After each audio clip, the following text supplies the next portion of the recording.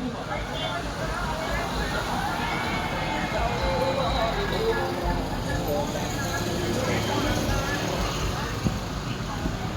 นความรักค่ะก็รักเปลี่ยนเสื้อผ้าถ้าเราไม่มั่นใจว่าเขามีการตรวจแสดงการหรือเปล่านะคะเสียแล้วมันของเนี่ยก็ยังไม่แนะนำนะเอาไปข้อต่อไปเลยนะครับเอาจริงหรือไม่จริงนะมาในข้อนี้ตอบยากตอบครับตอบครับเป็นช่วยหมดเลยข้ออะไรครับข้ออะไร